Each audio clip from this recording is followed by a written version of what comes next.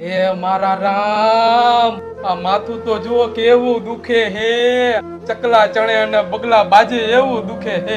કા પપ્પા શું થયું? જોને દીકરા, મારું માથું ફાટું ફાટું થાય છે હો. તો લાવો માથું દબાવી દઉં. ના, બાજુવાળા જીવાભાઈ ને ત્યાંથી બામ લેતો આવ, બામ. હારું હાલો. એ મારા રામ. જીવાભાઈ બામ આપો ને. નથી દેવો બામ, ખરા તડકાનો કોકને હુવા દે ને, વયો જા. આહ, પપ્પા બાજુવાળા જીવાભાઈ બામ દેવાની ના પાડે છે. હે મારા રામ, લાગે છે આ દુનિયામાં માણસે જેવી કઈ વસ્તુ જ નથી રહી મારા દીકરા. મને ખબર જ હતી, એટલે જ મેં 15 વર્ષથી આપણા કબાટમાં બામની ડબ્બી હાચવી રાખી હતી. એ લેતો આવ જા.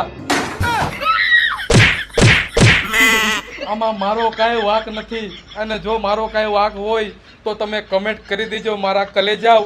હે મારા રામ.